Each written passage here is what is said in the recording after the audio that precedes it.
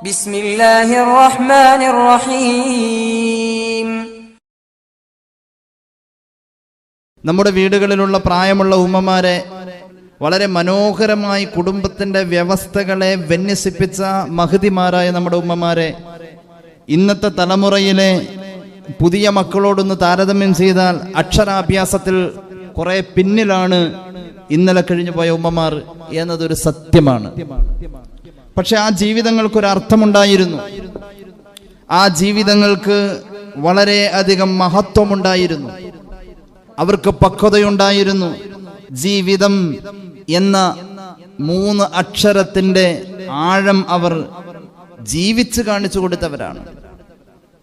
വസ്തുത അങ്ങനെയായിരിക്കെ പുതിയ തലമുറയുടെ നിയന്ത്രണമില്ലാത്ത ഈ പോക്ക് എങ്ങോട്ട് എന്ന് ഓരോരുത്തരും അവരുടെ മനസ്സിലേക്ക് നോക്കിക്കൊണ്ട് തന്നെ സ്വയം വിചാരണ നടത്താനാണ് ഇന്നത്തെ ഹ്രസ്വമായ ചർച്ച കൊണ്ട് നമ്മൾ ഉദ്ദേശിക്കുന്നത്. അള്ളാഹു നമുക്ക് തൗഫീഖ് ചെയ്യുമാറാവട്ടെ. മുസ്ലിം പെൺകുട്ടികൾ വിദ്യാഭ്യാസത്തിന് വേണ്ടി പോകുന്നുണ്ട്. രാവിലെ വീട്ടിൽ നിന്ന് പോയാൽ ഉച്ചയോടെ അല്ലെങ്കിൽ ഉച്ച കഴിഞ്ഞ് എത്രയും പെട്ടെന്ന് വീട്ടിലെത്തുന്നതായ ആ പഴയ സംവിധാനം, പഴയതെന്ന് പറഞ്ഞാൽ ഏറെ പഴയതല്ല, ഒരു 10 കൊല്ലം മുമ്പേ ഉണ്ടായിരുന്ന സംവിധാനം, വീട് വിട്ട് എത്രയോ കിലോമീറ്ററുകൾ അപ്പുറത്ത് മാസങ്ങളോളം ഒരു പ്രവാസിയെ പോലെ കഴിഞ്ഞിട്ട് തിരിച്ചു വരുന്നതായ അവസ്ഥയിലേക്ക് വഴിമാറിയത് പുരോഗമനം എന്ന് പറയുന്നതിൽ അർത്ഥമില്ല. ഏതർത്ഥത്തിലാണത് പുരോഗമനം? സാംസ്കാരിക ചിന്തയുടെ പൈതൃക സ്വഭാവം നമ്മുടെ മക്കളിൽ നിന്നും നഷ്ടപ്പെടുന്നതായ വിദ്യാഭ്യാസ സംവിധാനം കൊണ്ട് നമ്മൾ എന്തു നേടുന്നു? കുറെ ഒളിച്ചോട്ടങ്ങളുടെ കഥകൾ മാത്രം കേൾക്കാൻ വിധിക്കപ്പെട്ടവരായി മാറുന്നു.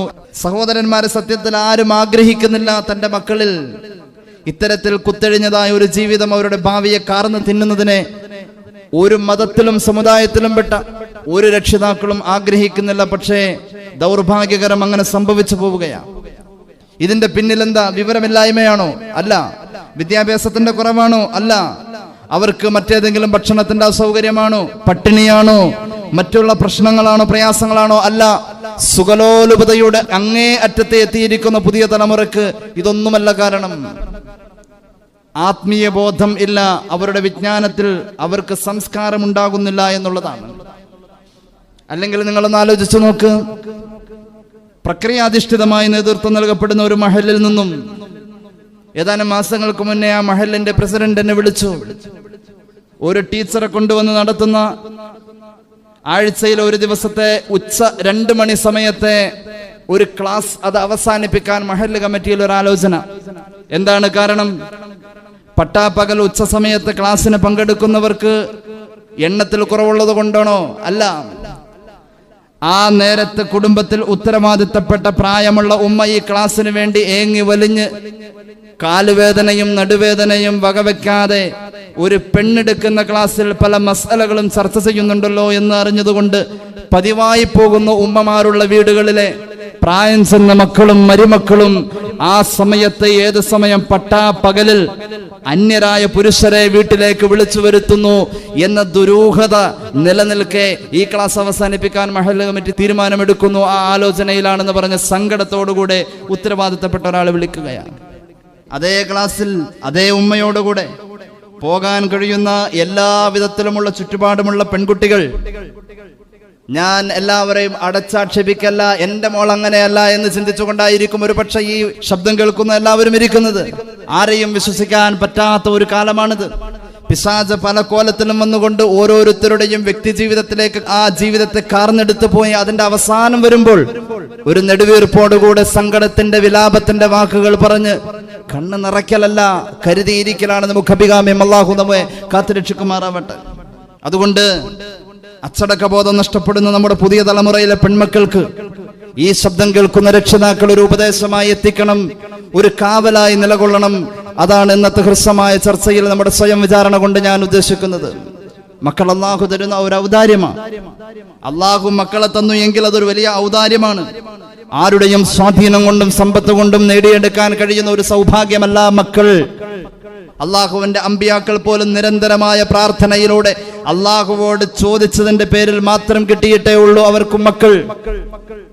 അള്ളാഹുവിനോട് ഒരു വട്ടം പോലും ചോദിക്കാതെ അള്ളാഹു കണ്ണിന്റെ കുളിർമയായ നല്ല മക്കളെ തന്നപ്പോ ആ മക്കൾ പിറന്നു വീണുന്നത് ശുദ്ധ പ്രകൃതിയിലാണെന്ന് അഷ്റഫുൽ ഖൽഖ് ത്വാഹ റസൂലുള്ളാഹി സ്വല്ലല്ലാഹു അലൈഹി വസല്ലമ തങ്ങൾ നമ്മെ പഠിപ്പിക്കുമ്പോൾ പിന്നീട് ആ മക്കൾ വഴി പിഴച്ചിട്ടുണ്ട് എങ്കിൽ തീർച്ച അതിന് ഉത്തരവാദികൾ ആ മക്കളുടെ മാതാപിതാക്കളാണ് എന്നതിൽ തർക്കമില്ല.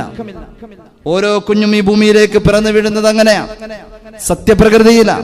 അള്ളാഹുവിന്റെ വലിയ ഒരു സമ്മാനം, അള്ളാഹുവിന്റെ വലിയ ഒരു ഓശാരം, അതാണ് നമ്മുടെ മക്കൾ എന്ന് വിശുദ്ധ ഖുർആൻ. അള്ളാഹു തെരഞ്ഞെടുത്തവർക്ക് അത് നൽകാം. ലില്ലാഹി മുൽക്കുസ് സമാവാതി വൽ അർദ് യഖ്ലുഖു മാ യശാഉ യഹബു ലിമൻ യശാഉ ഇനാസാ വയഹബു ലിമൻ യശാഉ ദുകൂർ ഔ യുസവ്വിജുഹും ദുക്റാനാ വഇനാസാ വയജ്അലു മൻ യശാഉ അഖീമാ ഇന്നഹു അലീമുൻ ഖദീർ. സൂറത്ത് ശൂറ. അല്ലാഹു നൽകുന്ന ഏറ്റവും വലിയ അനർഘമായ സൗഭാഗ്യമാ നമ്മുടെ പെൺമക്കൾ. ആൺമക്കൾ മാത്രമുള്ളവർക്ക് അല്ലാഹു മരുമക്കളെ നൽകും. ആ സ്ഥാനത്തേക്ക് അല്ലാഹു തരുന്ന ഒരു വലിയ സമ്പാദ്യമാണ് മുസ്ലിമേ നമ്മുടെ പെൺമക്കൾ. ഈ ആയത്തിന്റെ അക്ഷര പദങ്ങളുടെ ഘടന പോലും അത് സൂചിപ്പിക്കുകയാ. അല്ലാഹുവിന്റെ ഖുർആൻ പറയുന്നു, സർവാധികാരിയായ സർവാധിപതിയായ തമ്പുരാൻ അല്ലാഹു നമുക്ക് കരുണ ചെയ്യട്ടെ. ലില്ലാഹി മുൽക്കുസ് സമാവാതി വൽ അർദ്, ആകാശഭൂമിയുടെ സർവാധികാരങ്ങളും അല്ലാഹുവിലാണ്. അല്ലാഹുവേ, യഖ്ലുഖു മാ യശാ, അവൻ ഉദ്ദേശിച്ചതെല്ലാം അവൻ പടക്കുന്നു എന്ന് പറഞ്ഞിട്ട് അവൻ പ്രത്യേകം പറയുന്നു, യഹബു ലിമൻ യശാഉ ഇനാസാ, അല്ലാഹു ഉദ്ദേശിച്ചവർക്ക് അവൻ പെൺമക്കളെ ഓശാരമായി നൽകുന്നു. അല്ലാഹുവിന്റെ എന്തോ ഒരു ഇഷ്ടം അതിലുണ്ട്. ആദ്യം പെൺകുട്ടിയാ പറഞ്ഞത്. ചില പണ്ഡിതന്മാര് പറയും, അവതരണത്തിൽ അല്ലാഹു ആദ്യം പെൺകുട്ടി എന്ന പ്രയോഗം കൊടുത്തത് കൊണ്ട് എനിക്ക് ആദ്യം ഉണ്ടായത് പെൺകുട്ടിയെ അല്ലാഹു എന്നെ പ്രത്യേകം അനുഗ്രഹിച്ചു എന്ന് പറയുന്നത് കേട്ടിട്ടുണ്ട്. അല്ലാഹു നമ്മുടെ മക്കളെയൊക്കെ രണ്ട് ലോകത്ത് ഉപകാരപ്പെടുന്ന മക്കളാക്കി തരട്ടെ. ആദ്യം പെൺകുട്ടിയെയാണ് അല്ലാഹു പറഞ്ഞത്. കുഴിച്ചു മൂടപ്പെട്ട സ്ത്രീത്വത്തിന്റെ പുനരുദ്ധാരണം നടന്ന 6-ാം നൂറ്റാണ്ടിന്റെ ഇരുളടഞ്ഞ ജനതയുടെ ഇടയിൽ പെണ്ണിന്റെ മഹത്വം പറഞ്ഞുകൊടുത്ത ഖുർആൻ അന്നും ഇന്നും എന്നും പ്രഫുല്ലമായി തെളിച്ചത്തോടുകൂടെ ഖുർആനിന്റെ അക്ഷരക്കൂട്ടങ്ങൾ വീണ്ടും പറയുന്നു, അല്ലാഹു ഉദ്ദേശിച്ചവർക്ക് അവൻ ആൺമക്കളെയും ഓശാരമായി നൽകും. അല്ലാഹുവിന്റെ ഹിബത്താണ് മക്കൾ. പെൺമക്കളുടെ പ്രാധാന്യവും മഹത്വവും അറിഞ്ഞുകൊണ്ട് അവരെ വളർത്തണം. എന്റെ സഹോദരന്മാരെ, ഉപ്പമാരെ, നമ്മൾ ഒരുപാട് ശ്രദ്ധിക്കണം. ഒരു കോഴ്സ് നമ്മുടെ മകൾ പഠിച്ചെടുക്കാൻ വേണ്ടിയിട്ട് എത്ര പണമാ നമ്മൾ ചെലവ് ചെയ്യുന്നത്. നമ്മുടെ ഒരു മകൻ പഠിക്കാൻ വേണ്ടി നമ്മൾ എത്ര ലക്ഷങ്ങളാ ചെലവ് ചെയ്യുന്നത്. വിദ്യാഭ്യാസം വേണമെന്ന് ആഗ്രഹിക്കുന്നവനാ ഞാൻ. വിദ്യാഭ്യാസ സമ്പ്രദായങ്ങൾക്ക് ഇസ്ലാമിക സമൂഹം കൂടുതൽ മുന്നോട്ട് വരണമെന്ന് പറയുന്ന ആളാ, പ്രസംഗിക്കുന്ന ആളാ. അതുകൊണ്ട് വിദ്യാഭ്യാസ വിരോധിയല്ല. ഒന്നുകൂടി പറയട്ടെ, 2 ദിവസം മുന്നേ എന്റെ സഹോദരിയുടെ മകനെ MBBS പഠിക്കാൻ വേണ്ടി പറഞ്ഞേക്കാൻ വളരെയധികം താല്പര്യപൂർവ്വം മുന്നിൽ നിന്നവനാ ഞാൻ. അതുകൊണ്ട് വിദ്യാഭ്യാസ സംവിധാനങ്ങളോട് ഉസ്താദിനുള്ളതായ പ്രതിഷേധമോ അല്ലെങ്കിൽ അതിനോടുള്ള വെറുപ്പോ അല്ല ഇത്. ചില ചിന്താ വിപ്ലവങ്ങൾ ചില മനോമുഖരങ്ങളിൽ ഒന്നുണ്ടായാൽ ഈ സമുദായം എത്ര ധന്യമാണ്. അല്ലാഹു നമുക്ക് തൗഫീഖ് ചെയ്യട്ടെ. അന്ധമായി വിശ്വസിച്ച് മക്കളെ പറഞ്ഞേക്കാം. അന്ധമായ വിശ്വാസം. നമുക്ക് ചില അബദ്ധങ്ങൾ പറ്റിയിട്ടുണ്ട്. എവിടെ? കുട്ടികളുടെ മുന്നിൽ, നമ്മുടെ മക്കളുടെ മുന്നിൽ അവരെ ഉപദേശിക്കാനുള്ളതായ യോഗ്യത നഷ്ടപ്പെട്ടവരാ ഇന്നത്തെ കാലഘട്ടത്തിലെ മാതാപിതാക്കൾ. അവിടെയാ നമുക്ക് തെറ്റിയത്. പാഠമൊന്നതാ. രണ്ടാമത്തേതോ, നമ്മുടെ മക്കൾക്ക് ദീനിയായ ബോധം കൊടുക്കുന്നതിൽ നമ്മൾ ഒരുപാട് പിന്നിലേക്ക് പോയി. അതിന് സമയമായില്ല എന്ന ഒരു സ്വയം തോന്നൽ നമ്മെ പരാജയപ്പെടുത്തി. അതവിടെ ഇരിക്കട്ടെ. അള്ളാഹുവിന്റെ ഒരു പ്രത്യേക സന്തോഷമാ അവനൊരു പെൺകുട്ടിയെ ഒരു രക്ഷിതാവിനെ ഏൽപ്പിക്കുക എന്നത്. കുഴിച്ചുമൂടപ്പെട്ട പെൺകുട്ടികളുടെ രോദനങ്ങൾ കൊണ്ട് വീർപ്പുമുട്ടിയ 6-ാം നൂറ്റാണ്ടിന്റെ കഥകളിലേക്ക് കടന്നു വരുന്ന സൂറത്തുൻ നഹ്ലിന്റെ 58-59 ആയത്തുകൾ പെൺകുട്ടിയെ കുറിച്ച് പറയാ. വഇദാ ബുശ്ശിറ അഹദുഹും ബിൽ ഊസാ വല്ല വജ്ഹുഹു മുസ്വദ്ദൻ വഹുവ കദീം. പെണ്ണ് പിറന്നെന്ന വാർത്ത കേൾക്കാ, ആ കേട്ടത് മുഖേന മുഖം കറുത്തു പോകുന്ന അവസ്ഥയില് ഒരു വിരോധ മനസ്സുമായി കഴിഞ്ഞ അറബികളെ, ആ അറബികൾക്ക് വഇദാ ബുശ്ശിറ അഹദുഹും ബിൽ ഉൻസാ, ഒരു പെൺകുട്ടി പിറന്നു എന്ന് അറിയിക്കപ്പെട്ടാൽ എന്നല്ല ഖുർആൻ പറഞ്ഞത്. ബുശ്ശിറ എന്ന് പറഞ്ഞാൽ സന്തോഷം അറിയിക്കുക എന്ന. ഒരു പെണ്ണ് പിറക്കൽ സന്തോഷമാണെന്ന് ഖുർആൻ. ഒരു പെൺകുട്ടി ഒരു കുടുംബത്തിൽ ഉണ്ടാവാ എന്നത് സന്തോഷമാണെന്ന് ഖുർആൻ. ആരാ പെൺമക്കൾ?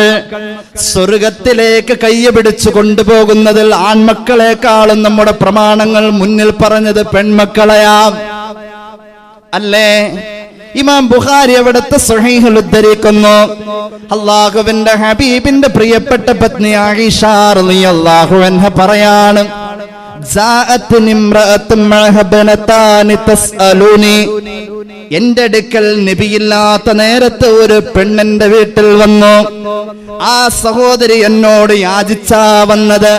ഒരു കയ്യിൽ അവളുടെ നടക്കുന്ന പ്രായത്തിലുള്ള കുഞ്ഞും എളിയല്ലതാ ഇരിക്കുന്ന പ്രായത്തിലുള്ള കുഞ്ഞും, രണ്ടും പെൺകുട്ടികളാ. 2 പെൺകുട്ടികളുടെ ഉമ്മ എന്റെ വീട്ടിലേക്ക് വന്നു. എന്റെ മുന്നിൽ അവര് കൈ നീട്ടി. ഫലം തജിദ് ഇൻദി ഗൈറ തംറത്തിൻ വാഹിദ, ഒരുപാട് നേരം എന്റെ വീടിന്റെ അകത്ത് ഞാൻ പരിധിയിട്ട് എനിക്ക് കിട്ടിയതോ ഒരു കാരക്ക മാത്രം. ഞാൻ ആ സഹോദരിക്ക് അത് കൊടുത്തു. ഫഖസമത്ഹാ ബൈന ബനതൈഹാ, ആ ഒരു കാരക്കയെ ആ സഹോദരി പകുതിയും പകുതിയുമാക്കി, ഒരു പകുതി ഒരു മകൾക്കും മറ്റേ പകുതി മറ്റേ മകൾക്കും നൽകി. എന്നിട്ട് അവർ എഴുന്നേറ്റു. ഫഖറജത്, അവരെന്നോട് യാത്ര പറഞ്ഞു പോയി. എന്റെ മനസ്സിനെ വല്ലാതെ പിടിച്ചു കുലുക്കിയ ദാരുണമായ ഒരു ആതിഥ്യമാണ് ഞാൻ അവിടെ നടത്തിയത്. എനിക്ക് വല്ലാത്ത സങ്കടം തോന്നി. എന്റെ വീട്ടിലേക്ക് യാചനയുടെ രൂപത്തിൽ വന്ന ആ അതിഥിയുടെ ഈ പെരുമാറ്റം, 2 പെൺമക്കളെ കൊണ്ട് ജീവിതത്തിൽ വഴിമുട്ടിയ ഉമ്മയെ കുറിച്ച് എന്റെ മനസ്സൊന്ന് പിടച്ചപ്പോൾ അല്ലാഹുവിന്റെ ഹബീബ് നബിയുനാ റസൂലുള്ളാഹി വീട്ടിലേക്ക് കടന്നു വന്നപ്പോൾ ഞാൻ നബിയോട് കാര്യങ്ങൾ പറഞ്ഞു. ആ സമയത്ത് അല്ലാഹുവിന്റെ ഹബീബ് പറഞ്ഞു, മൻ ബുതുലിയ മിൻ ഹാദിഹിൽ ബനാതി ശൈആ, പെൺമക്കളെ കൊണ്ട് ഏതെങ്കിലും മാതാപിതാക്കൾക്ക് എന്തെങ്കിലും അസഹ്യമായത് അനുഭവപ്പെട്ടിട്ടുണ്ട് എങ്കിൽ അതിനോടൊപ്പം തന്നെ ഫഅഹ്സന ഇലൈഹിന്ന, പെൺമക്കളെ പോറ്റി വളർത്തുന്നതിൽ മാന്യതയിൽ പരിശുദ്ധമായ ദീനനുസരിച്ചുകൊണ്ട് ഗുണം ചെയ്ത് മാതാപിതാക്കൾ മക്കളെ സംരക്ഷിച്ചാൽ, പെൺമക്കളെ സംരക്ഷിച്ചാൽ, കുന്നലഹു സിത്റം മിനന്നാർ, ആ മോള് ആ ഉപ്പാക്ക് നരകത്തെ തൊട്ടുള്ള കാവലാണെന്ന് നബിയുനാ റസൂലുള്ളാഹി. അത്ര മഹത്വമുള്ള ഒന്നിനെ അള്ളാഹു നമ്മുടെ കയ്യിൽ തന്നേക്കാം. ഒരുപാട് ഹദീസുകൾ നമുക്ക് കാണാം. മന്നാല സലാസ ബനാത്, ഇമാം അബൂ ദാവൂദ് ഉദ്ധരിക്കുന്നു, 3 പെൺമക്കൾക്ക് ഒരാൾ സംരക്ഷണം നൽകി. വെറുതെ കന്നുകാലിയെ പോലെ വളർത്തല്ല, ഫഅദ്ദബഹുന്ന, അവർക്ക് അദബും പഠിപ്പിച്ചു. സഹോദരന്മാരെ, തോളിൽ കൈയിട്ട് നടക്കുന്നവൻ കുറി തൊട്ടവനാണോ കുങ്കുമം ചാർത്തിയവനാണോ എന്ന് അന്വേഷിക്കാതെ അവന്റെ പിന്നാലെ നമ്മുടെ മക്കൾ നിർലജ്ജതയുടെ നൃത്തവുമായി ചെല്ലുമ്പോൾ നാളെയുടെ സുപ്രഭാതത്തിൽ ഓരോരുത്തരുടെയും കർണപടങ്ങളിൽ അലയടിക്കാനിരിക്കുന്ന ഖേദത്തിന്റെ, സങ്കടത്തിന്റെ, കഥനത്തിന്റെ വാർത്ത നമ്മുടെ മക്കൾ നഷ്ടപ്പെട്ടു എന്നുള്ളതല്ല. അപ്പൊ വിലപിച്ചിട്ട് കാര്യമില്ല. തിരിച്ചു വരണമെന്നതിന്റെ പ്രാർത്ഥനയുമായി വീട്ടിൽ ദിക്ർ ഹൽക്ക നടത്തിയിട്ട് കാര്യമില്ല. പിടിച്ചു കെട്ടേണ്ടതിനെ പിടിച്ചു കെട്ടുക തന്നെ വേണം. എന്തിനാ ഇങ്ങനത്തെ വിദ്യാഭ്യാസം? മൃഗങ്ങളെക്കാളും മതപ്പതിക്കുന്ന കാലഘട്ടത്തിലേക്ക് മനുഷ്യന്റെ സംസ്കാരം പിച്ചു ചീന്തപ്പെടുമ്പോൾ അതിൽ നമ്മുടെ മക്കൾ ഭാഗവാക്കാകുന്നുവെങ്കിൽ ആ മക്കളുടെ പേരിൽ അല്ലാഹുവിന്റെ കോടതിയിൽ ചോദ്യം ചെയ്യപ്പെടുന്നത് ആ കുട്ടിക്ക് വിദ്യാഭ്യാസത്തിന് വേണ്ടി സർവ്വ പിന്തുണയും കൊടുത്ത് ലക്ഷങ്ങൾ പൊടിച്ച പ്രിയപ്പെട്ട പിതാവും അതിനുവേണ്ട ഒത്താശ ചെയ്ത മാതാവുമായിരിക്കുമെന്നത് ഓരോ മുസ്ലിമും മനസ്സിലാക്കാം. ഇസ്ലാമികമായ ഐഡന്റിറ്റിയിൽ ജീവിച്ചു പോവാൻ കുറെ പ്രയാസ. പൈശാചികതയുടെ സർവ്വതും നമ്മുടെ കൺമുന്നിൽ പല കോലത്തിലും നൃത്തം ചവിട്ടുമ്പോൾ ആ സംഹാര താണ്ഡവത്തിന്റെ ഇടയിൽ വെച്ചുകൊണ്ട് അള്ളാഹുവിന്റെ ദീനിനെ മുറുകെ പിടിക്കാൻ കഴിയുമ്പോഴാ നമ്മൾ ഏറ്റവും നല്ലവനാവാ. വമൻ അഹ്സനു ഖൗലൻ മിമ്മൻ ദആ ഇലല്ലാഹി വഅമില സ്വാലിഹാ വഖാല ഇന്നനി മിനൽ മുസ്ലിമീൻ. ഞാനൊരു മുസ്ലിമാണെന്ന് പറയാനുള്ള ആർജവം വെറുതെ പറഞ്ഞിട്ട് കാര്യമില്ല. കുറച്ചൊക്കെ നല്ലവനാവണം. നമസ്കാര തഴമ്പുകൊണ്ട് നെറ്റിത്തടത്തിൽ ഇനി സ്ഥലമില്ലാത്ത വിധം കറുത്ത് കരുവാളിച്ച ഹാജി ഒരു മുസ്ലിമാണെന്ന് പ്രസന്റ് ചെയ്യുമ്പോൾ അവന്റെ കുടുംബ ജീവിതത്തിൽ ആ സംസ്കാരം കാണണം. അതുകൊണ്ട് എന്റെ സഹോദരന്മാരെ, നമ്മുടെ മക്കളെ വീട്ടിൽ നിന്നും രാവിലെ പറഞ്ഞയക്കുമ്പോൾ നാം വളർത്തുന്ന ഒരു താറാവിനെയാണ് എങ്കിൽ, ഒരു കോഴിയെയാണ് എങ്കിൽ, ഒരു കന്നുകാലിയെയാണ്, അത് മടങ്ങി വരാനുള്ള സമയം വരെ നമ്മൾ കാത്തിരുന്നിട്ടത് മടങ്ങി വന്നില്ലെങ്കിൽ, അല്ലെങ്കിൽ അതിനെ കെട്ടിയിട്ടോടുത്ത്, അല്ലെങ്കിൽ അതിനെ മേയാൻ വിട്ടോടുത്ത് നിന്നും ആ സമയം കഴിഞ്ഞാൽ തിരിച്ചു കൊണ്ടുവരുന്നതിൽ നമുക്ക് എത്ര കണ്ട് ശ്രദ്ധയുണ്ടോ ആ ശ്രദ്ധ പോലും നമ്മുടെ പെൺമക്കളുടെ കാര്യത്തിൽ മുസ്ലിം സമുദായത്തിലെ രക്ഷിതാക്കൾക്ക് ഇല്ല എന്ന് പറഞ്ഞാൽ അതൊരു സത്യം തന്നെയാണ് സഹോദര. അള്ളാഹുവിന്റെ ദീന് നമ്മുടെ ജീവിതത്തിൽ എവിടെയാ ഉള്ളത്? വെള്ളിയാഴ്ച പള്ളിയിൽ വരുന്നതിലോ അല്ലെങ്കിൽ പെണ്ണ് പള്ളി പോകണം എന്ന് പറഞ്ഞ തർക്കങ്ങളിലോ എവിടെയാ ദീനുള്ളത്? എന്റെ സഹോദരന്മാരെ, നമ്മുടെ മക്കളിൽ ദീന് വേണം. എന്തിനാ മക്കൾ? എന്തിനാ അള്ളാഹു നമുക്ക് മക്കളെ തന്നത്? സ്വന്തം തനിച്ച് മണ്ണറയ്ക്ക് ഉള്ളിലേ കിടക്കുന്ന നേരം തീർച്ചയാണേ നിന്നിലേ വാത്സല്യ മക്കൾ കൺതടം ഒലിക്കുന്നതാ വന്നവിടെ നിന്നും കൊണ്ട് കൈ ഉയർത്തുന്നതായി അവർക്കുള്ള പ്രാർത്ഥന കൊണ്ട് ഫലം നിനക്കുണ്ട്. അതുകൊണ്ട് ഖബർ വിശാലമാവലുമുണ്ട്. ആ ഒരു ജീവിതത്തിലേക്ക് നമ്മൾ നേരത്തെ ഒരുക്കി വെക്കുന്ന നമ്മുടെ സമ്പാദ്യങ്ങളാ നമ്മുടെ മക്കള്. അള്ളാഹുവിന്റെ ഹബീബ് പെൺമക്കളുടെ മഹത്വം പറഞ്ഞു തന്നു. എത്രത്തോളം എന്ന് ചോദിച്ചാൽ 3 പെൺകുട്ടികളുള്ള ഒരു രക്ഷിതാവ് വേണ്ട വിദ്യാഭ്യാസവും അദബും അച്ചടക്കവും ദീനീ ബോധവും അവസാനം നല്ല സ്വാലിഹായ ഒരു വരന്റെ കയ്യിലേക്ക് ജീവിതവും ഏൽപ്പിച്ചു കൊടുത്തു. എന്നാൽ വജബത്ത് ലഹുൽ ജന്ന അൽബത്ത നബിയുനാ റസൂലുള്ളാഹി. ഇമാം അഹ്മദ് അവിടുത്തെ മുസ്നദിൽ ഉദ്ധരിക്ക എക്കാലവും ആ മനുഷ്യന് ശാശ്വതമായ സ്വർഗമുണ്ടെന്ന് നബിയുനാ റസൂലുള്ളാഹി. 3 പെൺമക്കൾ എന്ന ഹദീസിൽ പറഞ്ഞത്. എല്ലാ സ്വഹാബത്തും മൗനികളാണ്. നിശബ്ദ നിർഭരമായ സദസ്സിൽ നിന്നുകൊണ്ട് ഒരു സഹാബി എഴുന്നേറ്റിട്ട് ചോദിച്ചു, യാ റസൂലല്ലാഹ് ഫഇൻ കാനത് ഫനതൈനി, എനിക്കുള്ളത് 2 മകളാണ് നബിയേ, 3 പെൺകുട്ടികളില്ല. അല്ലാഹുവിന്റെ ഹബീബ് പറഞ്ഞു, ഫഇൻ കാനത് ഫനതൈനി, 2 പെൺമക്കളെ ദീനനുസരിച്ച് പഠിപ്പിച്ച് ജീവിപ്പിച്ച് അവർക്ക് നല്ല ജീവിതം കൊടുത്ത മാതാപിതാക്കൾക്കും പെൺമക്കൾ 2 ആണെങ്കിലും സ്വർഗമുണ്ടെന്ന് മുഹമ്മദ് മുസ്തഫ. അവിടുത്തെ ജീവിതത്തെ അനർഘമായി പഠിച്ച സ്വഹാബത്ത് സദസ്സ് പിരിഞ്ഞ ശേഷം പരസ്പരം അങ്ങ് സംസാരിക്കാൻ തുടങ്ങി. മഹാനായ ജാബിർ ഇബ്നു അബ്ദുല്ലാഹി തങ്ങൾ ഹദീസ് നിവേദനം ചെയ്യുന്നു. മഹാനവറുകൾ പറയാണ്, റഅ ബഅദുൽ ഖൗമി അല്ലൗ ഖാലൂ ലഹു വാഹിദത്തൻ ലഖാല വാഹിദ. ഏതെങ്കിലും ഒരു സഹാബി എഴുന്നേറ്റിട്ട് ചോദിച്ചിരുന്നുവെങ്കിൽ, നബിയേ എനിക്കുള്ളത് ഒറ്റ മോളാ. ആ ഒരൊറ്റ ചോദ്യത്തിന്റെ മുന്നിൽ റസൂലുള്ള പറയാൻ മടിക്കുമായിരുന്നില്ല. ഒരേ ഒരു മോളെ വളർത്തിയ ഉപ്പാക്കും എങ്ങനെ വളർത്താ, ദീനനുസരിച്ചുകൊണ്ട് സംസ്കാരബോധത്തോടുകൂടെ വളർത്തിയ ഉപ്പാക്കും, നേരത്തെ പറഞ്ഞ 3 പെൺമക്കളെ കൊണ്ടുള്ള ത്യാഗം അനുഭവിച്ച ഉപ്പാട് അതേ പദവിയിൽ തന്നെ സ്വർഗം നൽകുമെന്ന് നബിയുനാ റസൂലുള്ളാഹി പറയുമായിരുന്നുവത്രേ. ഇമാം അഹ്മദ് അവിടുത്തെ മുസ്നദിൽ ഇത് ഉദ്ധരിക്കുന്നുണ്ട്. അതുകൊണ്ട് എൻ്റെ സഹോദരന്മാരെ, നിങ്ങളിത് കേട്ട് നിങ്ങളുടെ കുടുംബത്തിൽ മക്കളുടെ കാര്യം ഏറ്റെടുത്ത ഏൽപ്പിക്കപ്പെട്ടവരുണ്ട്. ആരാ ഉമ്മമാര്? ആലോചിച്ചു നോക്കാം. ഉത്തമ സമൂഹത്തിന്റെ സൃഷ്ടിപ്പിന് കുടുംബത്തിലെ ഉമ്മമാരുടെ പങ്ക് വലുതാം. ലോകത്ത് ഒരു മഹാൻ വന്നിട്ടുണ്ട് എങ്കിൽ ആ മഹാന്റെ പിന്നിൽ നല്ലൊരു ഉമ്മയുണ്ട് എന്നല്ല ചരിത്രം.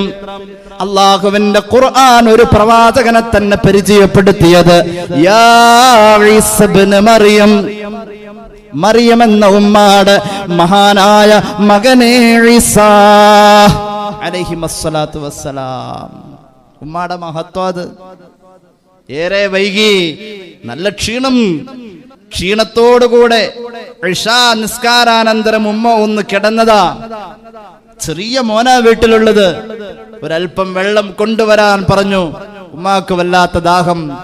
ആ മകൻ വെള്ളം കൊണ്ടുവന്നപ്പോഴേക്കും ഉമ്മ ഉറങ്ങിപ്പോയി. ഉറങ്ങിയ ഉമ്മയുടെ കാൽ ചുവട്ടിൽ നിന്നുകൊണ്ട് കണ്ണ് ചിമ്മാതെ ആ ഉമ്മയുടെ മാതൃത്വം വിളുമ്പുന്ന മുഖത്തിന്റെ ഭാവത്തിലേക്ക് നിരീക്ഷിച്ചു കൊണ്ടിരുന്ന പൊന്നുമോൻ സുബഹിയുടെ തൊട്ടുമുന്നേ പ്രിയപ്പെട്ട മാതാവ് ഞെട്ടി ഉണർന്നപ്പോൾ ചിരിച്ചുകൊണ്ട് വെള്ളം കൊടുക്കാം. ഉറക്കിൽ നിന്നും എഴുന്നേറ്റ് വന്ന ഉമ്മ സങ്കടത്തോടെ സഹതാപത്തോടെ പൊന്നുമോനെ അണച്ചു പിടിച്ചിട്ട് പൊട്ടിക്കരഞ്ഞു ദുആ ചെയ്തു. അല്ലാഹുവേ, ഉമ്മാടെ ദുആ. ആ പൊന്നുമോന മുസ്ലിം ലോകം കണ്ട മഹാനായ പണ്ഡിതൻ, മഹാനായ ഇമാം നബവി. ഉറക്കെ പറയൂ, ഇമാമുനാ നബവി. ഉമ്മാടെ ദുആ. ഏത് ഉമ്മായ മക്കൾ നന്നാവാൻ ദുആ ചെയ്യാൻ സമയം കണ്ടെത്താം. ഉമ്മ ദുആ ചെയ്താൽ മക്കൾ നന്നാവില്ലേ? അതിന് പകരം ഉമ്മമാര് മക്കളെ വഴിതെറ്റിക്കുന്ന രീതിയിൽ ശപിക്കലായെന്ന് അല്ലാന്ന് പറയാൻ പറ്റോ? അല്ലാന്ന് പറയാൻ പറ്റോ? അല്ലാഹുവിന്റെ ഹബീബ് പഠിപ്പിച്ചല്ലോ, നിങ്ങളുടെ ശരീരങ്ങളെ നിങ്ങൾ ശപിക്കല്ലേ. സ്വഹീഹ് മുസ്ലിം. لا تدعوا على أنفسكم ولا تدعوا على أموالكم ولا تدعوا على أولادكم لا توافقوا من الله ساعة. ശപിച്ചുകൊണ്ട് മക്കളെ നിയന്ത്രിക്ക. നമ്മുടെ മക്കളോടുള്ള പ്രതിഷേധം ശാപവാക്കില. അല്ലാഹുവിന്റെ ഹബീബിന്റെ മിഅ്റാജിന്റെ അനുഭവത്തെ കുറിച്ച് പറഞ്ഞപ്പോൾ പെൺവർഗത്തെ ഞാൻ നരകത്തിന്റെ അന്തേവാസികളിൽ അധികമായി കണ്ടതിന്റെ 2 കാരണം, നിങ്ങൾ ശാപവാക്ക് വർദ്ധിപ്പിക്കുന്നവരാണെന്ന് നബിയുനാ റസൂലുള്ളാഹി. ഇമാം ബുഖാരിയും മുസ്ലിമും ഉദ്ധരിക്കുന്നുണ്ട്. ശാപവാക്കുകൊണ്ട് മക്കളുടെ ജീവിതത്തിന്റെ നാളെയുടെ ഭാവിയുടെ നന്മയെ കരിച്ചു കളയുന്ന മാതാപിതാക്കൾ, നന്മ കൊണ്ട് അവരുടെ മുന്നിൽ ഒരു ഉപദേശം പറയാനുള്ള യോഗ്യത നഷ്ടപ്പെട്ട നാണം കെട്ടവരാ നമ്മൾ. എന്നിട്ടും നമ്മുടെ പ്രതിഷേധത്തിന്റെ പ്രതിധ്വനി ശാപവാക്കുകളിലാകുമ്പോ ഉമ്മ മകന് വേണ്ടി, മകൾക്ക് വേണ്ടി ദുആ ചെയ്താൽ അത് എത്ര കണ്ട് ഫലിക്കുന്നു. സ്വഹീഹുൽ ബുഖാരിയുടെ ചില നുസ്ഖകളുടെ മുഖദ്ദിമയിൽ കാണാം, 16 വയസ്സ് വരെ അന്ധനായി ജീവിച്ച ഇമാം ബുഖാരിക്ക് വേണ്ടി പൊട്ടിക്കരഞ്ഞുകൊണ്ട് കിടന്നുറങ്ങിയ ഉമ്മാടെ സ്വപ്നത്തിലേക്ക് മഹാനായ സയ്യിദുനാ ഖലീലുല്ലാഹി നബി ഇബ്രാഹിം കുഞ്ഞിന്റെ കണ്ണിന് കാഴ്ചയും നഷ്ടത്തിലായി, അതുകൊണ്ട് തള്ള കരഞ്ഞ് പ്രാർത്ഥിക്കുന്നതായി. അനാഥയാണീ കുഞ്ഞയാ റഹ്മാനേ, കണ്ണിന് കാഴ്ച കൊടുക്കണേ മന്നാനേ. ഒരു ദിവസം ഇബ്രാഹിം നബി സ്വപ്നത്തിലായി കരയുന്ന മാതാവോട് വന്നോതുന്നതായി. ഒരു മുഅ്മിനായ മനുഷ്യന്റെ ജീവിതത്തിൽ അല്ലാഹു നൽകുന്ന ഒരു ഭാഗ്യമാ. വഹയിന്റെ 46 ഒരു അംശമാ ഒരു വിശ്വാസിയുടെ സ്വപ്നമെന്ന് നബിയുനാ റസൂലുള്ളാഹി സ്വപ്നത്തിലൂടെ സുവിശേഷം പറയാൻ വന്നു. സയ്യിദുനാ ഖലീലുല്ലാഹി നബി ഇബ്രാഹിം മഹാനവറുകൾ വന്നുകൊണ്ട് പറഞ്ഞു, നിനക്കുത്തരം അല്ലാഹു പെണ്ണെ ചെയ്തു പോയി, കുഞ്ഞിന്റെ കണ്ണിന് നല്ല കാഴ്ച ലഭിച്ചു പോയി, അതിരാവിലെ നോക്കുന്ന സമയം കുഞ്ഞിനും പരിപൂർണ സുഖമായി കാഴ്ച വന്നിരു കണ്ണിനും. ലോകത്ത് ഒരു മഹാൻ വന്നിട്ടുണ്ട് എങ്കിൽ അത് വീട്ടിൽ ഉമ്മയുടെ ദുആ കടന്നു പോയിട്ടുണ്ട്. ഉമ്മയുടെ ദുആ ഇല്ലാതെ ഒരു മഹാൻ, ഒരു മഹദി ലോകത്ത് വന്നിട്ടില്ല. അല്ലാഹുവിന്റെ ഹബീബിന്റെ ഹദീസ് തന്നെ അതിന് തെളിവല്ലേ? അതിനാ പെണ്ണിനെ ഏൽപ്പിച്ചിരിക്കുന്നത്. പെണ്ണെ, നീ കുടുംബശ്രീയുടെ പ്രസിഡന്റാണോ ആയിരുന്നോ എന്ന് അല്ല ചോദിക്കൂല. കോർപ്പറേഷനിൽ എന്താ സംഭവിച്ചത് സംഭവിക്കാത്തത് നിന്നോട് പെണ്ണെ അല്ലാഹു ചോദിക്കില്ല. ശബരിമല പ്രശ്നത്തിൽ എന്തേ നീയൊന്നും പറയാതിരുന്നത് പെണ്ണെ അല്ലാഹു നിന്നോട് ചോദിക്കുകയില്ല. സ്ത്രീ പള്ളി പ്രവേശനത്തിൽ സുപ്രീം കോടതിയിലേക്ക് ഇനി അപ്പീൽ പോകുന്ന കാര്യത്തിൽ പെണ്ണെ എന്തേ നിന്റെ അഭിപ്രായം ഉണ്ടാവാതിരുന്നത് അല്ലാഹു ചോദിക്കില്ല. പെണ്ണിനോട് അല്ല ചോദിക്കുന്ന കാര്യം ഒരേ ഒരു കാര്യമാണ്. ഇമാം ബുഖാരി ഉദ്ധരിക്കുന്നു, മുസ്ലിം ഉദ്ധരിക്കുന്നു, വൽ മർഅതു റാഇയത്തുൻ അലാ ബൈതി ബഅലിഹാ വ വലദിഹി. പെണ്ണിനോട് ചോദിക്കുന്നത് ഭർത്താവിന്റെ വീട്ടിലെ കാര്യമാണ്. ആ ഭർത്താവിലൂടെ തനിക്കുണ്ടായ മക്കളുടെ കാര്യത്തിലാണ്. വഹിയ മസ്ഊലത്തുൻ അൻഹും. ഒളിച്ചോടുന്ന മക്കളുടെ ഉമ്മമാരെ, ഒളിച്ചോടാൻ നിയ്യത്ത് വെച്ചിരിക്കുന്ന മക്കളുടെ ഉമ്മമാരെ നിങ്ങളെ അല്ലാഹു പിടിച്ചു നിർത്തുമെന്ന് അല്ലാഹുവിന്റെ ഹബീബ് നബിയുനാ റസൂലുള്ളാഹി. സഹോദരന്മാരെ, ആലോചിക്കാം. വലത് എന്നൊരു വാക്ക് ഖുർആനിലും ഹദീസിലും ധാരാളം കാണാം. കണ്ണടച്ച് വെടിവെക്കുന്ന പരിഭാഷകരുണ്ട്. അവരതിന് ആൺമക്കൾ എന്ന അർത്ഥം പറഞ്ഞതും നമ്മൾ കാണാറുണ്ട്. അതിന്റെ അർത്ഥം മഹാന്മാർ രേഖപ്പെടുത്തുന്നത് ആ വാക്ക് മുഅ്ജമുൽ മആനി പോലെയുള്ള അറബി ഭാഷാ ഗ്രന്ഥങ്ങൾ രേഖപ്പെടുത്തുന്നത് കുല്ലുമാ വുലിദ വയുത്ലഖു അല ദക്കരി വൽ ഉൻസ വൽ മുസന്ന വൽ ജംഅ് എന്ന് കാണാം. ജനിക്കുന്ന എല്ലാത്തിനും പ്രസവിക്കപ്പെടുന്ന എല്ലാത്തിനും വലത് എന്ന് പറയാം. അതുകൊണ്ട് ഈ പറയാൻ പോകുന്ന ഹദീസുകളിലൊക്കെ പറയുന്ന വലത് എന്ന പദം കൊണ്ട് ആൺകുട്ടിയും പെൺകുട്ടിയും തുല്യരാണ് എന്ന് അടിസ്ഥാനപരമായി ആ ഭാഷയെക്കുറിച്ച് അറിഞ്ഞിരിക്കുക. ഏതുമാകട്ടെ, എന്റെ പ്രിയമുള്ളവരെ, ഒരു മോനെ ഒരു മോളെ നല്ല മാർഗത്തിലേക്ക് കൊണ്ടുവരാ എന്നത് ശ്രമകരമാണ്, അധ്വാനമാണ്. മക്കളെ വളർത്തിയ ഒരു ഉമ്മ, ആ ഉമ്മയ്ക്ക് മക്കളെ ഉപദേശിക്കാനുള്ള യോഗ്യത ജീവിതത്തിന്റെ വിശുദ്ധിയായി നിലനിർത്താൻ കഴിഞ്ഞിട്ടുണ്ടെങ്കിൽ ആ ഒരു കാരണം കൊണ്ട് തന്നെ മക്കൾ സ്വർഗത്തിലാണെന്ന് നബിയുനാ റസൂലുള്ളാഹി കരുതിക്കൂട്ടി പറഞ്ഞതാണ്. എന്ത്? മക്കളെ ഉപദേശിക്കാനുള്ള യോഗ്യതയിൽ ഒരു ഉമ്മയുടെ വിശുദ്ധി ഉമ്മ ജീവിതത്തിൽ നിലനിർത്തിയാൽ, ഒരു ഉപ്പ ജീവിതത്തിൽ ആ വിശുദ്ധി നിലനിർത്തിയാൽ, ആ ഒറ്റ കാരണത്താൽ മക്കളെ ഉപദേശിക്കേണ്ട മക്കൾ നന്നായി സ്വർഗത്തിലാണെന്ന് നബിയുനാ റസൂലുള്ളാഹി തൊബറാനി മുഅ്ജമുൽ കബീറുൽ ഹദീസ് പറയുന്നുണ്ട്. ആരെക്കുറിച്ചാ പറയുന്നത്? മഹാനായ അബ്ദുല്ലാഹി ഇബ്നു മസ്ഊദ് തങ്ങളെ തൊട്ട് നിവേദനം.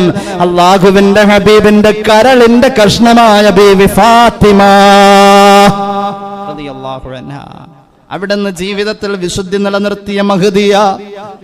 എത്രത്തോളം ആ ശരീരം ഒരാളുടെ മുന്നിന് പ്രദർശന വസ്തുവല്ല, ഇറുകിപ്പിടിച്ച ചുരിദാറിട്ടവളല്ല, ഷെയ്പ്പ് ചെയ്ത പർദ്ദയിട്ടവളല്ല. അല്ലേ?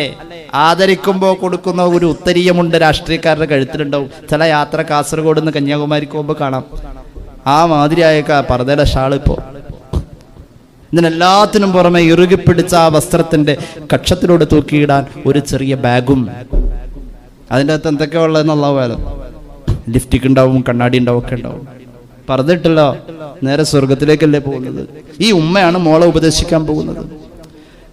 ഈ ഉമ്മയാണ് മകളെ ഉപദേശിക്കാൻ പോകുന്നത്. വ്യക്തിപരമായി ചോദിക്കൂ, എത്ര കുടുംബത്തിൽ മകളുടെ കാമുകനുമായി നിരന്തരം ചാറ്റ് ചെയ്യുന്ന വൃത്തികെട്ട ഉമ്മമാർ എത്രയുണ്ടെന്നറിയോ? വലിയ വലിയ ഹാജിയാക്കന്മാരുടെയും വലിയ വലിയ മതമൗലികവാദികളുടെയും കുടുംബത്തിന്റെ അകത്തായത്,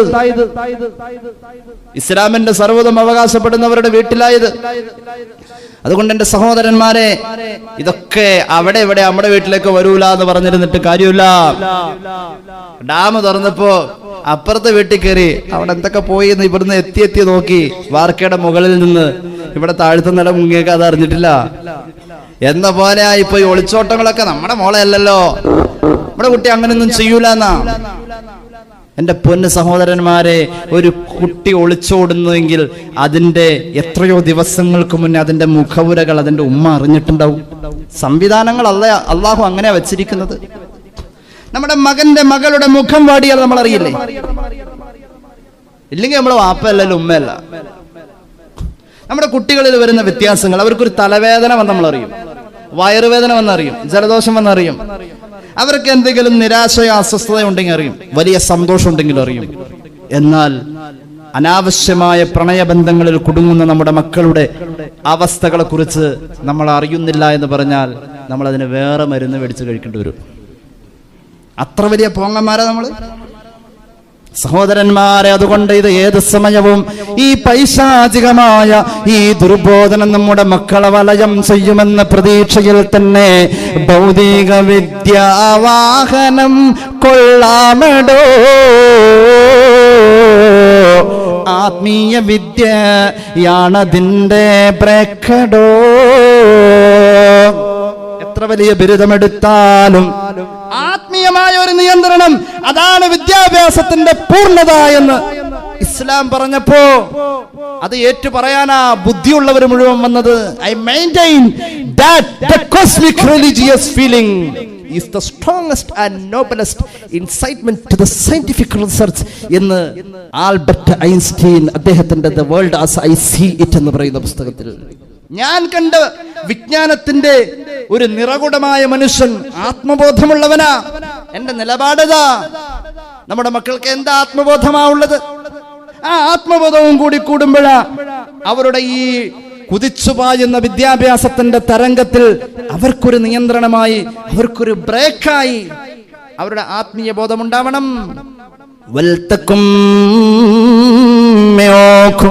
വിശുദ്ധ ഖുർആൻ വൽതകും മിൻകും ഉമ്മത്തുൻ യദ്ഊന ഇലൽ ഖൈർ, ഖൈറിലേക്ക് ക്ഷണിക്കുന്ന ഒരു തലമുറ നിങ്ങളിൽ ഉണ്ടായി വരട്ടെ. അല്ലാഹു നമുക്ക് തൗഫീഖ് ചെയ്യട്ടെ. വൽതകും മിൻകും എല്ലാവർക്കും അത് കിട്ടൂല എന്ന് അതിൽ തന്നെ ഉണ്ട്. വാങ്ക് വിളിക്കുമ്പോ പള്ളിയിൽ പോകണമെന്നൊരു ഉപദേശമില്ലാതെ പോകുന്ന ഒരു മോൻ നമുക്കുണ്ടാവണമെങ്കിൽ അതെല്ലാവർക്കും കിട്ടൂല. അതിന് പ്രയത്നം മാത്രം പോരാ, പ്രാർത്ഥനയും വേണം എന്ന് വിശുദ്ധ ഖുർആൻ തന്നെ പഠിപ്പിച്ചു. വൽതകും മിൻകും, ഈ മീം തബഈലിന്റെ മഅനയിലുള്ള മീനാണ്, ചിലർക്ക് മാത്രമേ കിട്ടൂ എന്ന് ഈ ആയത്തിന്റെ വ്യാഖ്യാനത്തിൽ മഹാന്മാരായ മുഫസ്സിരിങ്ങൾ രേഖപ്പെടുത്തുന്നുണ്ട്. അതിന് പ്രയത്നത്തെ കുറിച്ചപ്പോ നമ്മൾ ഇത്രയും പറഞ്ഞത്, നമ്മുടെ ഒരു ശ്രദ്ധ ഈ പൈശാചികത നിറഞ്ഞ ഈ കാലഘട്ടത്തിൽ കഴുത്തിൽ ഊഞ്ഞാല് കെട്ടി ചാഞ്ചാടിയ പൊന്നുമോളെ വളർത്തുന്ന ഉമ്മ, നിന്റെ കഴുത്തായിരുന്ന അവളുടെ ആദ്യത്തെ ഊഞ്ഞാൽ കെട്ടിൽ മിണ്ടിത്തുടങ്ങാൻ ശ്രമിക്കുന്ന പിഞ്ചിളം ചുണ്ടിന്മേലമ്മിഞ്ഞ പാലോടൊപ്പം അമ്മ എന്നുള്ള രണ്ടക്ഷരമല്ലയോ സമ്മേളിച്ചിടുന്നതൊന്നാമതായി. ആ വളരെ അധികം ആരോഗ്യം കുറഞ്ഞ രീതിയിൽ ഉച്ചരിക്കാൻ പറ്റുന്ന ഒരേ ഒരു പദം ഇത് മാത്രമേ ഉള്ളൂ. കാരണം അനിഷേധ്യമായി അവന്റെ വായ കൂടുന്നു, ചുണ്ടുകൾ കൂട്ടിമുട്ടുന്നു. ആ ചുണ്ട് കൂട്ടിമുട്ടുന്നിടത്ത മാ എന്ന മഹ്റജ് വര നിശ്വാസം വായുവിലൂടെ വന്നാൽ മതി, അത് അനിഷേധ്യമായ ശരീരത്തിൽ നടന്നുകൊണ്ടിരിക്കുന്നു. അവിടെയാണ് അകാരവും ഉകാരവും ഉള്ളത്. അമ്മ ഉമ്മ പറയാൻ ഒരു പ്രത്യേക ശക്തി, ഒരു ആരോഗ്യം അതിന് വേണ്ടേ വേണ്ട. അതുകൊണ്ടാ നമ്മുടെ ശരീരം ഒരു ആപത്ത് വരുമ്പോൾ ആദ്യം അതിലേക്ക് വഴുതി വീഴുന്നത് ആ വാക്കിന്റെ ഒരു പൊക്കിൾ കൊടി ബന്ധം മാത്രമല്ല, ആ പദം പോലും അങ്ങനെയാ ഓരോ മകനും മകളും വിളിക്കേണ്ടതെന്ന് അല്ലാഹ് തീരുമാനിച്ചതാണ് സഹോദര. അതുകൊണ്ട് ആ ബന്ധത്തെ നമ്മൾ നല്ല നിലക്ക് ഉപയോഗപ്പെടുത്തണം. അത് പ്രയത്നം കൊണ്ട് മാത്രമല്ല, അത് പ്രാർത്ഥന കൊണ്ടും വേണമെന്ന് വിശുദ്ധ ഖുർആൻ. എങ്ങനെയാ പ്രാർത്ഥന കൊണ്ട്? അള്ളാഹുവിന്റെ ഖുർആൻ പറഞ്ഞു, നമ്മുടെ മക്കളെ ഉപദേശിക്കാനും അവരോട് ആജ്ഞാപിക്കാനുമുള്ള യോഗ്യത ആദ്യം നമ്മൾ നേടണം. നമ്മൾ ഇമാം എന്ന പദവിയിലെത്തണം. ആരാ ഇമാം? ഇമാം എന്ന് പറഞ്ഞാൽ ആരാ? ഇമാം എന്ന് പറഞ്ഞാൽ ഭരണാധികാരി. ഇമാം എന്ന് പറഞ്ഞാൽ മുന്നിൽ നിന്നുകൊണ്ട് ആത്മീയത പറഞ്ഞു കൊടുക്കുന്നവൻ. ഇമാം എന്ന് പറഞ്ഞാൽ വഴികാട്ടി. ഇമാം എന്ന് പറഞ്ഞാൽ ആത്മബോധത്തെ കുറിച്ച് വിരൽ ചൂണ്ടിയിട്ട് ആജ്ഞാപിക്കാൻ കഴിയുന്ന ഏറ്റവും വലിയൊരു ശക്തി ഇമാം. ഞാനും നിങ്ങളും ഇമാമായേ പറ്റൂ. അതിന് പ്രയത്നമാണ്, അതിനുള്ള പ്രയത്നമാണ് അൽ ബഖറ മുതൽ നാസ് വരെ. അതിനുള്ളതായ പ്രാർത്ഥനയുമുണ്ട്. അല്ലാഹുവിന്റെ ഖുർആൻ സൂറത്തുൽ ഫുർഖാനിലൂടെ പറഞ്ഞു, അതിന്റെ 74-ാമത്തെ വചനം പഠിച്ചു വെക്കണം മുസ്ലിമേ ഈ പ്രാർത്ഥന. വല്ലദീന യഖൂലൂൻ, അല്ലാഹുവേ അതിൽ ഞങ്ങളെ ഉൾപ്പെടുത്തു തമ്പുരാനെ. എല്ലാവരും ആമീൻ പറയൂ. അല്ലാഹുവേ നിന്റെ ഖുർആൻ പറഞ്ഞ ഈ വിഭാഗത്തിൽ ഞങ്ങളെ ഉൾപ്പെടുത്തണേ അല്ലാഹ്. നിരന്തരമായ പ്രാർത്ഥനയിൽ മുഴുകുന്നവർ. ഏത് പ്രാർത്ഥന? റബ്ബനാ ഹബ് ലനാ മിൻ അസ്വാജിനാ വദുർരിയാതിനാ ഖുർറത അഅ്യുൻ. കണ്ണിന് കുളിർമ. ഒന്ന് കണ്ടാൽ മനസ്സിന്റെ സർവ്വ വിലാപങ്ങളും താഴെ ഇറങ്ങുന്ന, കൂമ്പാരം കണക്കെയുള്ള കഥനങ്ങൾ മുഴുവനും ഒലിച്ചിറങ്ങുന്ന, സങ്കടങ്ങൾ മുഴുവനും പേമാരി പോലെ പെയ്തൊലിച്ചു പോകുന്ന ഒരൊറ്റ നോട്ടം നിന്റെ മകളുടെ മുഖത്ത് നോക്കിയാൽ നിന്റെ മനസ്സിലൊരു സന്തോഷം വരണോ? നിന്റെ ഭാര്യയുടെ മുഖത്ത് നോക്കുമ്പോൾ നിനക്ക് അങ്ങനെ ഒരു സന്തോഷം കിട്ടണോ? പ്രയത്നം കൊണ്ട് മാത്രം പോരാ, പ്രാർത്ഥന വേണമെന്ന് ഖുർആൻ. കണ്ണിന് കുളിർമയുള്ള കുടുംബത്തെ നൽകുക അല്ലാഹ്. ഇതൊരു സത്യവിശ്വാസിയുടെ പ്രാർത്ഥനയാ. അങ്ങനെ ഒരു കുടുംബം ഉണ്ടാവണമെങ്കിൽ ആ കുടുംബത്തിന്റെ നാഥനായ അതിന്റെ ഒന്നാമത്തെ നമ്പർ റേഷൻ കാർഡിൽ മാത്രമല്ല, അല്ലെങ്കിൽ ഏതെങ്കിലും വോട്ടർ പട്ടികയിൽ മാത്രമല്ല. ഒന്നാമത്തെ പേര് നിന്റെ പേരല്ലേ, നിന്റെ കുടുംബമല്ലേ? അത് ആരുടെ കുടുംബം എന്ന് ചോദിച്ചാൽ അത് ഇന്ന ആളുടെ എന്ന മേൽവിലാസം നിന്റെതാണോ? എന്നാൽ നിന്റെ കുടുംബത്തിലുള്ളവർ മുത്തഖീങ്ങളാവാൻ നീ പ്രാർത്ഥിക്കുമ്പോൾ ആ മുത്തഖീങ്ങളുടെ ഇമാമും നീയാവണമെന്ന് വിശുദ്ധ ഖുർആൻ. അതിനും പ്രാർത്ഥിക്കണം, അതിനും പ്രാർത്ഥിക്കണം. വജഅൽനാ ലിൽ മുത്തഖീന ഇമാമ. അല്ലാഹു അതിൽ നമ്മെ ഉൾപ്പെടുത്തട്ടെ. ഉമ്മയിൽ നിന്നും മകള് പഠിക്കാത്ത കാര്യമാ ഇന്ന് നമ്മുടെ പെൺമക്കളിൽ നമ്മൾ കാണുന്ന അനിഷ്ടകരമെന്ന് പറയുന്ന സർവ്വതും. അത് ഉമ്മ പഠിപ്പിച്ചിട്ടില്ല. എങ്ങനെ പഠിപ്പിക്കും? വീടിന്റെ കോലായിൽ വന്നുകൊണ്ട് പത്രക്കാരൻ വിളിക്കുമ്പോൾ നിർലജ്ജം കടന്നു ചെന്നുകൊണ്ട് മാറിടത്തിൽ പോലും തുണിയിടാത്ത പെണ്ണല്ലേ? മീൻകാരന്റെ മുന്നിൽ പോയിട്ട് കുശലം പറഞ്ഞുകൊണ്ട് പുന്നാരിക്കുന്ന പെണ്ണല്ലേ? ഓരോ സഹോദരിമാർക്കും ഒന്ന് കണ്ടവൻ പരിചയക്കാരൻ, അവന്റെ മുന്നിൽ എങ്ങനെ നിൽക്കണമെന്ന വേഷവിധാനത്തെ കുറിച്ച് ഒരു ബോധവുമില്ല. അങ്ങനെയുള്ള ഉമ്മയോട് ഖുർആൻ പറഞ്ഞു, വകുല്ലിൽ മുഅ്മിനാത്തി യഗ്ളുന മിൻ അബ്സാരിഹിന്ന. അന്യ പുരുഷന്മാരിലേക്ക് നിന്റെ കണ്ണ് പോകുന്നതിൽ പെണ്ണെ നീ നിയന്ത്രണം വെക്കണമെന്ന് വിശുദ്ധ ഖുർആൻ. ആണ് മാത്രം നോക്കിയാലല്ല, പെണ്ണും നോക്കാൻ പാടില്ല. വയഹ്ഫളന ഫുറൂജഹുന്ന. ലൈംഗികമായ അശുദ്ധമായ ചിന്തകളിലേക്ക് നിന്റെ വിചാരങ്ങൾ പോകുന്ന പ്രവർത്തനങ്ങളും സാറ്റിങ്ങുകളും നിനക്ക് പാടില്ലെന്ന് ഖുർആൻ. വലാ യുബ്ദീന സീനതഹുന്ന. നിന്റെ ശരീരത്തിന്റെ സൗന്ദര്യത്തെ നീ പ്രദർശിപ്പിക്കാതിരിക്കണമെന്ന് വിശുദ്ധ ഖുർആൻ. ഇല്ലാ മാ ലഹറ മിൻഹാ അനുവദനീയമായതൊഴിച്ച് വല്ലദരിബ്ന ബിഖുമൂരിഹിന്ന അലാ ജുയൂബിഹിന്ന. പെണ്ണേ, എത്ര കാര്യം പറയേണ്ട ഖുർആൻ. ലോകത്തിന്റെ അങ്ങേ തല മുതൽ മഹ്ശറയും കടന്ന് സ്വർഗത്തിന്റെ പുറത്തേക്ക് പറയേണ്ട ഖുർആൻ. മനുഷ്യ ജീവിതത്തിന്റെ സർവ്വ നിയമ സംഹിതകൾക്കപ്പുറം അള്ളാഹു ഉദ്ദേശിച്ച സർവ്വകാര്യത്തെയും പ്രകടിപ്പിക്കാനുള്ളവന്റെ കലാമ് പറഞ്ഞ ഒരു കാര്യത്തിന് എത്ര ഗൗരവമുണ്ടെന്ന് ചിന്തിക്കാ. നിന്റെ തലമറയ്ക്കുന്ന അതേ തുണി കൊണ്ട് തന്നെ നിന്റെ മാറിടം മൂടിയിടണമെന്ന് പറയാണ് നമ്മുടെ കുടുംബിനികളോട് വിശുദ്ധ ഖുർആൻ. ഈ സംസ്കാരം മുസ്ലിം കുടുംബത്തിൽ നിന്നും ഇല്ലാതായോ? അന്ന് മുതൽക്ക് തുടങ്ങിയതാ സഹോദര ഒളിച്ചോട്ടത്തിന്റെ നാറുന്ന നാറ്റക്കഥകൾ മുഴുവനും. അള്ളാഹു കാത്തുരക്ഷിക്കുമാറാവട്ടെ. ഒരൊറ്റ ഹദീസ് കൂടി ഞാൻ പറഞ്ഞു പൂർത്തീകരിക്കട്ടെ. മഹാനായ അബ്ദുല്ലാഹി ഇബ്നു മസ്ഊദ് റളിയല്ലാഹു അൻഹു പറയുകയാണ്, അള്ളാഹുവിന്റെ ഹബീബ് പറഞ്ഞിട്ടുണ്ട്, തൊബറാനി മുഅ്ജമുൽ കബീറിൽ ഉദ്ധരിക്കുന്നു, ഇന്ന ഫാത്തിമ ഹസ്സനത്ത് ഫർജഹാ.